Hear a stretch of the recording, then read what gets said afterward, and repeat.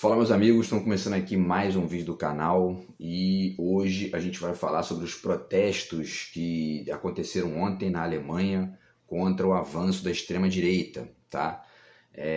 Antes eu digo para vocês aqui, né, só para vocês já devem estar notando que a minha voz está um pouco rouca aqui, eu estou um pouco rouco porque um pouco dor de cabeça e tal, era nem para estar gravando esse vídeo, mas estou fazendo aqui para manter a sequência aqui do canal, porque a única coisa que essa gente nojenta e medíocre não meteu a pata imunda para destruir ainda, então é o que eu estou fazendo aqui, tá? E além disso, teve confusão já também que envolve esses animais também, então enfim, né, eu estou aqui nesse inferno e não consegui resolver isso ainda, mas vou gravando, eu vou fazendo aquilo que eles não destruíram, o que eles não destroem, que eles não metem a patinha para destruir, eu vou fazendo aqui, que são os vídeos do YouTube, tá? E tentando resolver o restante do lixo que essa gentalha nojenta tem feito aqui contra mim, beleza?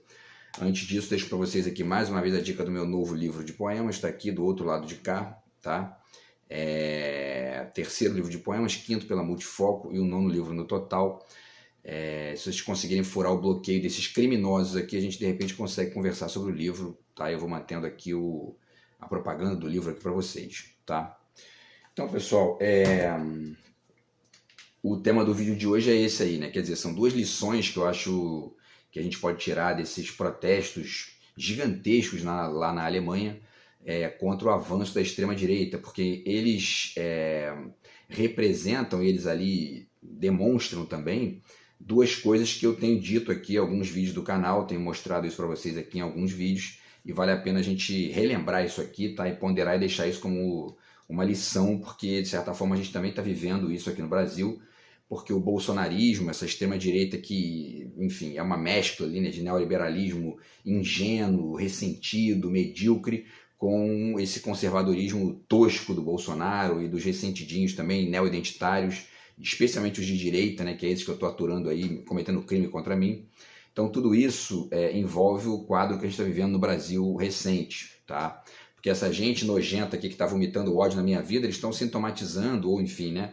Não é nem essa palavra, eles estão vomitando aqui tudo isso de ruim que a gente tem visto no Brasil nos últimos anos, eles estão jogando na minha vida aqui porque, enfim, é um lixo que vocês não têm ideia.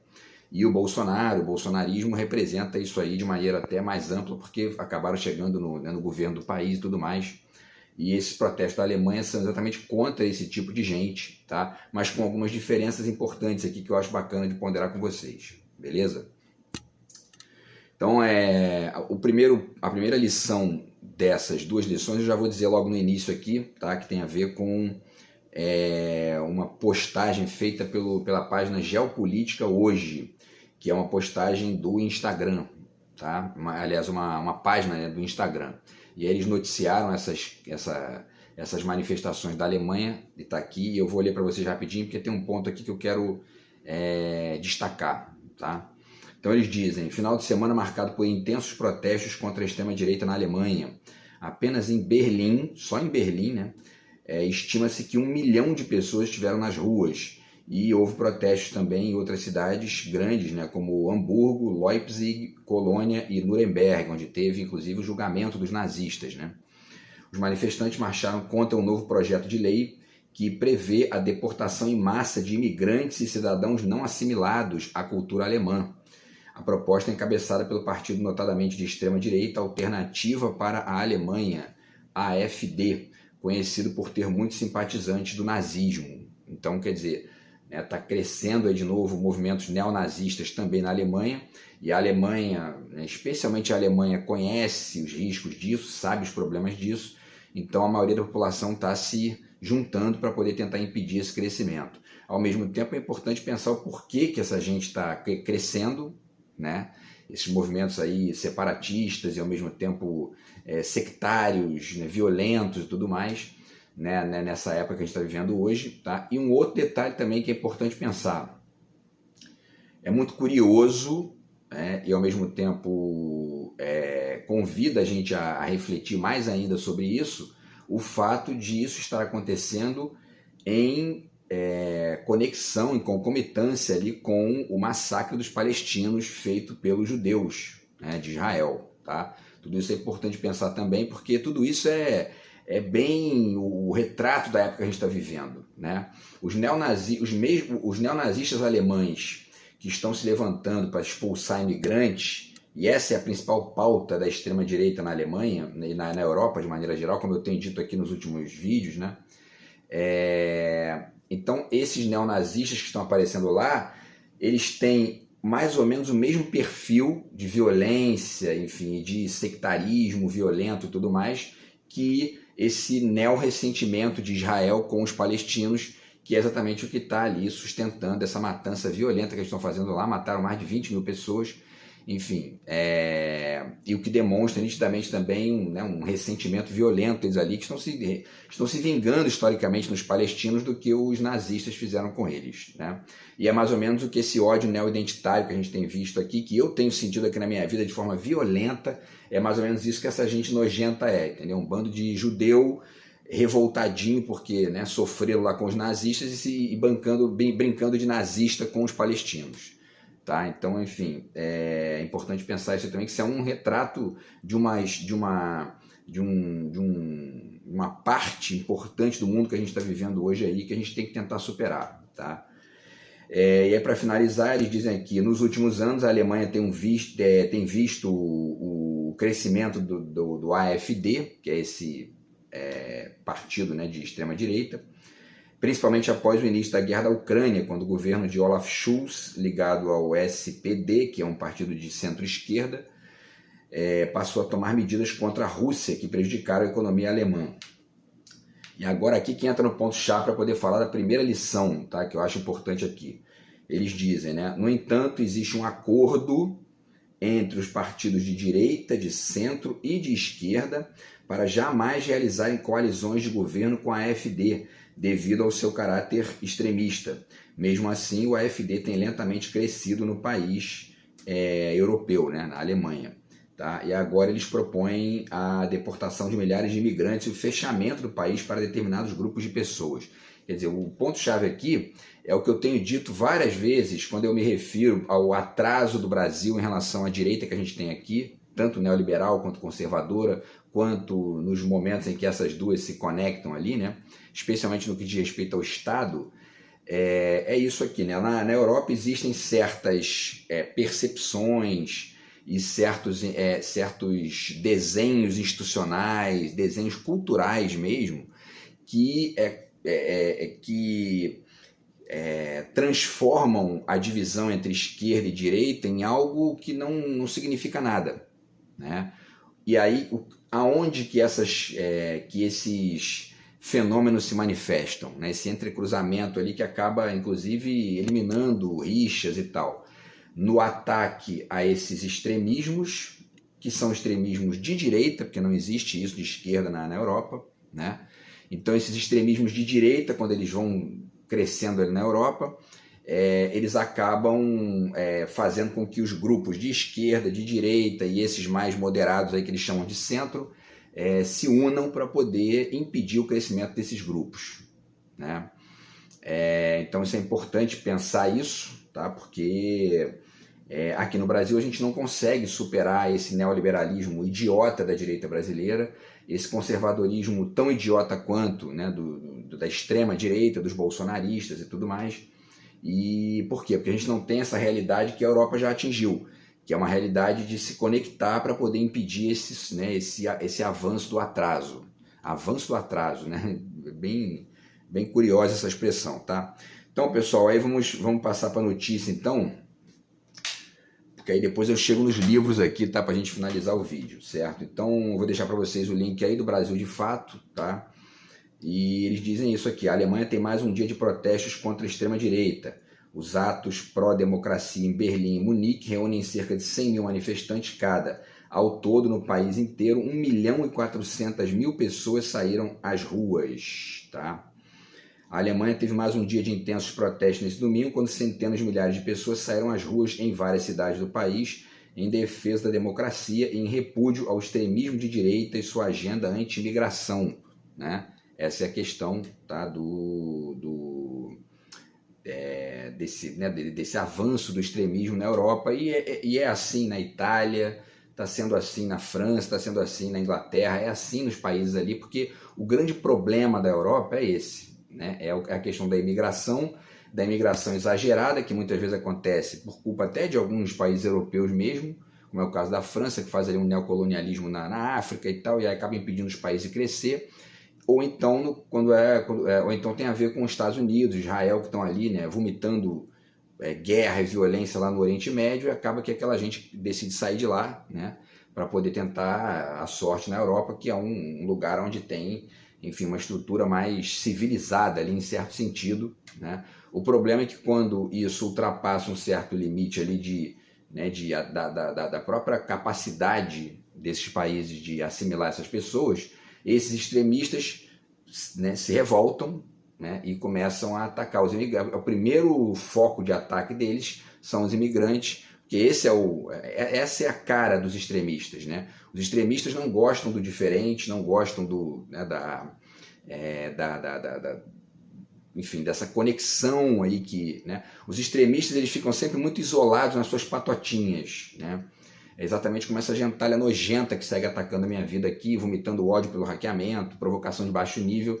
Eles são isso, são uma patotinha nojenta lá que ficou, né, que está o tempo todo lá fechadinha no seu próprio chiqueiro, e aí quando eles, né, decidem se conectar com alguma diferença, eles não sabem o que fazer, a não ser vomitar violência, vomitar ódio, porque é isso que eles são, né? Então, enfim, e aí no caso existem esses extremistazinhos, né,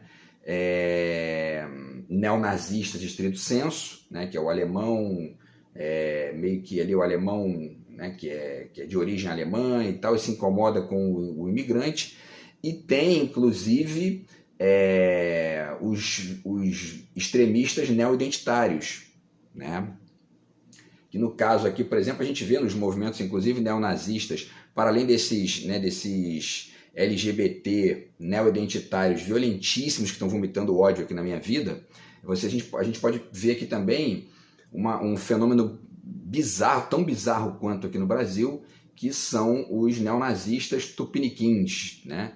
Esses pardos, né? Você vê ali grupos de neonazistas que tem até pardo no meio, que o sujeito que na Alemanha nazista do Hitler seria o primeiro a ir para o campo de concentração, ser queimado lá no campo de extermínio, né, enfim, queimado lá no forno crematório, e tá ali apoiando, enfim, um movimento neonazista, quer dizer, né, uma gente sem noção total, mas que está ali vomitando. Na verdade, isso é um movimento de ressentimento, é o que Israel está fazendo com a Palestina, né, vomitando todo o seu ódio ali, né, guardado. Por quê? Porque não deslocou para uma percepção mais ampla da realidade, para o entendimento de que as esferas de diálogo têm que surgir para poder resolver essas questões, e essa gente vai vomitando ódio nos outros, né? E são muito piores às vezes do que os nazistas, porque eles têm ali né, o ódio deles não é só contra uma figura, né, um visual, contra uma ideia, contra um tipo de pessoa, é contra a vida, porque sofreram violência, porque entendem a vida só dessa forma,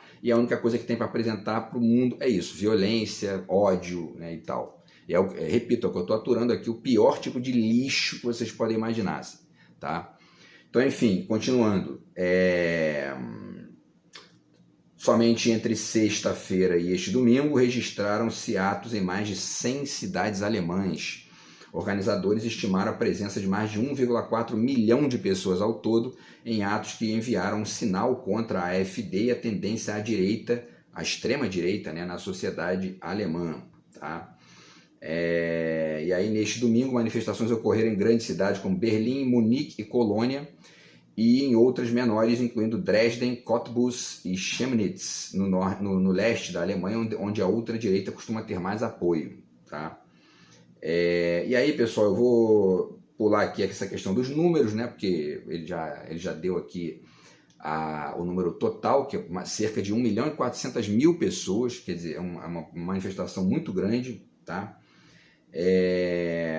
Enfim, e aí tem aqui umas referências também, algumas coincidências, né? Diz aqui, no sábado, protestos em cidades como Frankfurt, Hannover e Nuremberg já haviam reunido ao todo cerca de 250.000 manifestantes que carregavam faixas com frases como "somos diversos", né? E "votar na AfD é tão 1933", referindo-se ao ano em que o ditador nazista Adolf Hitler tomou o poder na Alemanha, tá? Então, quer dizer, isso aqui já é o segundo ponto que eu vou trabalhar com vocês aqui rapidinho. É a segunda lição que eu acho que essas manifestações na Alemanha deixam pra gente, tá? Nessa nossa experiência bizarra que também está aturando isso no Brasil, certo? E aí, a questão aqui é a seguinte, tá? Vamos lá, para poder finalizar e ponderar com vocês essa segunda lição, né, que eu acho importante aqui, tá? Por que tantos protestam agora, né? Eles dizem aqui, tá? E aí a questão é essa, né? A reunião secreta realizada por membros da AfD, foi uma reunião secreta que eles fizeram, tá? Gerou indignação em todo o país quando veio à tona há mais de 10 dias. Essa reunião ocorreu em Potsdam em novembro e teria incluído ainda políticos da União Democrática Cristã, a CDU, partido da ex-chanceler federal Angela Merkel, hoje a maior sigla da oposição, tá? O caso foi revelado primeiramente pelo site de jornalismo investigativo Corrective e depois confirmado pela AfD em 10 de janeiro. A legenda, contudo, nega quaisquer planos de adotar tal proposta e afirma que não se tratava de um evento partidário, tá? A reportagem informou que durante a reunião, um líder extremista austríaco, Martin Sellner, apresentou um plano para expulsar da Alemanha milhões de requerentes de refúgio e imigrantes, incluindo aqueles com cidadania alemã que não se integraram ao país, tá? No encontro discutiu-se a chamada remigração, um termo frequentemente usado nos círculos de extrema-direita como eufemismo para a expulsão de imigrantes e minorias, incluindo alemães naturalizados. O caso chocou muitos na Alemanha, no momento em que a AfD está em alta nas pesquisas eleitorais antes de 3 grandes eleições regionais no leste do país. E aí, para finalizar, eles falam das reações, eles dizem, né?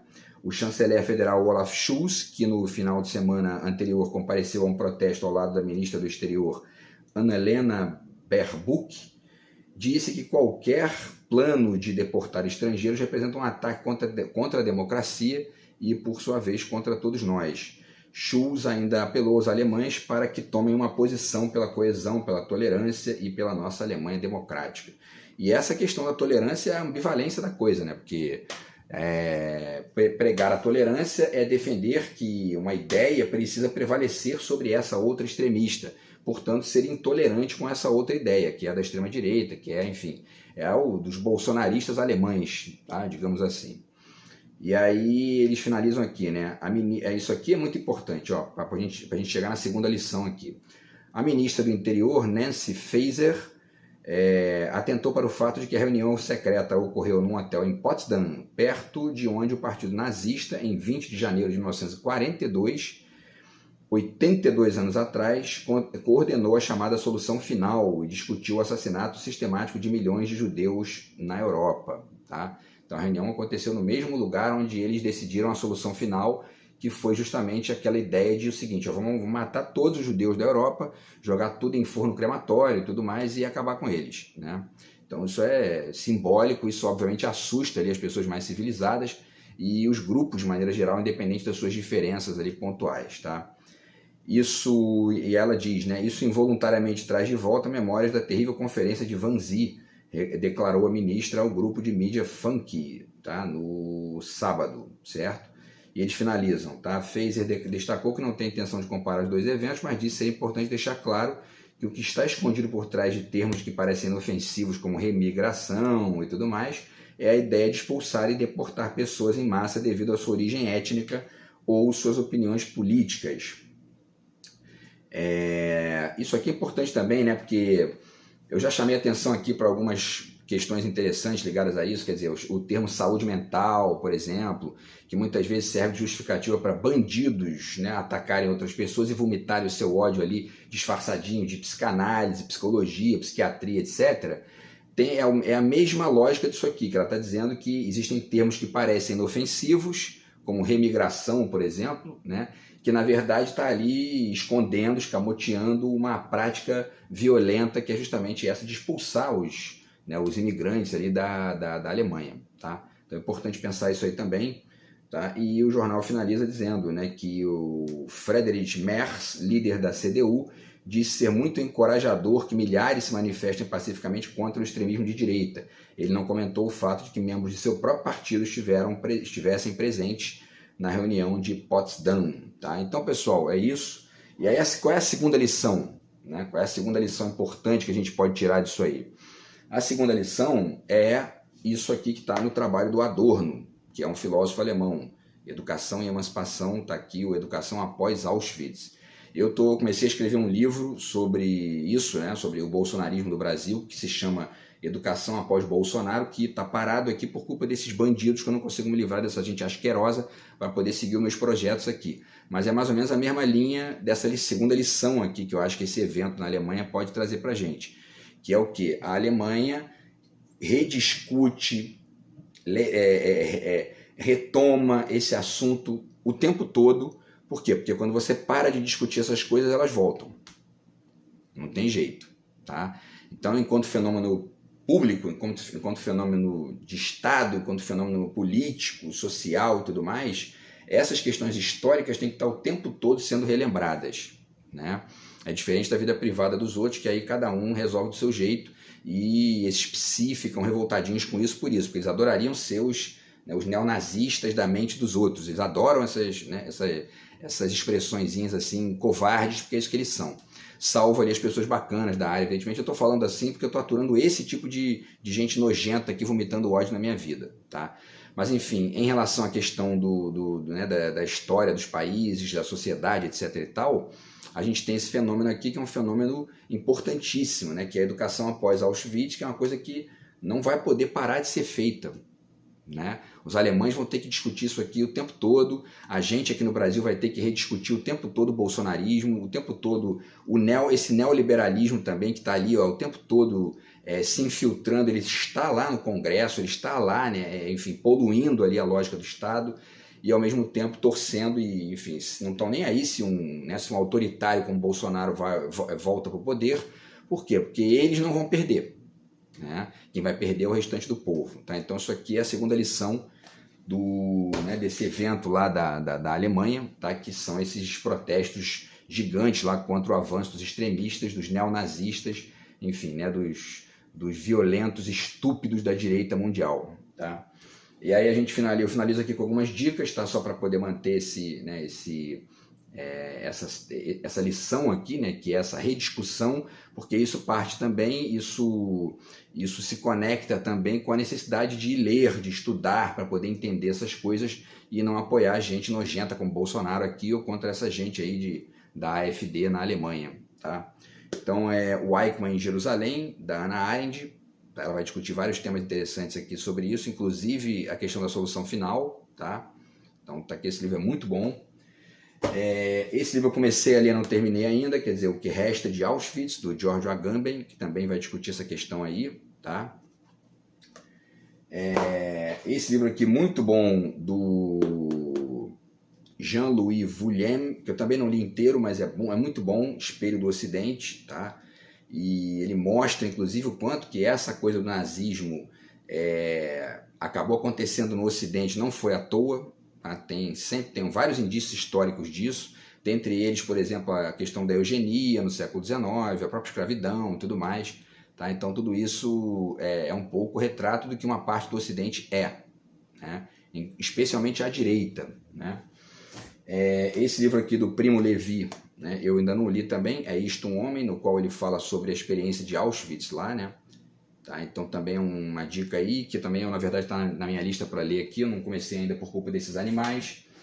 E para finalizar, eu deixo aqui essa dica do Bolanho, tá? O Estrela Distante, que é um romance do Bolanho. Por que eu estou citando isso aqui? Porque a gente precisa no Brasil de alguém, tá? Ou de vários escritores que comecem a tematizar mais essa questão da ditadura, para poder levantar esse debate e a gente, enfim, tá o tempo todo fazendo justamente essa educação após o Bolsonaro, né? Que é muito o que a literatura do Bolanho faz, que é tematizar o que aconteceu lá no Chile, que foi uma das ditaduras mais violentas aqui da América Latina, com o Pinochet, né?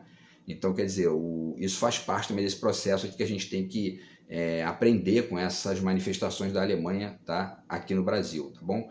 Porque apesar do Bolsonaro, da direita e da extrema-direita terem perdido, né, a eleição, eles continuam ali infiltrados, e não só no Congresso, mas também enfim, né, nos meios de comunicação de massa, na sociedade, né, de maneira geral, tá? e em todas as instâncias aí do grande capital, etc. A gente está toda por aí, louca para poder voltar para ali, para poder continuar fazendo cagada e piorar o Brasil. Tá? Então a gente tem que estar pegando essa lição dos alemães para poder, de repente, aí a galera que tem uma cabeça tipo a da Simone Tebet, por exemplo, né, que é uma figura que a gente percebe que ela já entendeu ali uma série de diferenças que existem e que está, enfim, né, ajudando o Lula e tal, e outras figuras mais aí também que são mais light, né, na direita, que possam entender que a gente tem que superar esses dois grupos aí, os neoliberais, entreguistas e, enfim, patéticos, baba-ovo de Estados Unidos, etc., e os conservadores violentos e autoritários, que na verdade muitas vezes são a mesma coisa, né? Mas enfim, importante a gente pensar isso aí para poder continuar rediscutindo isso no Brasil aqui, tá? A partir de um diálogo com essa experiência da Alemanha lá. Beleza, pessoal? Então é isso. A gente se fala no vídeo de amanhã. Se esses animais não destruírem, eu vou fazendo aqui, tá bom? Grande abraço, tamo junto. Fui.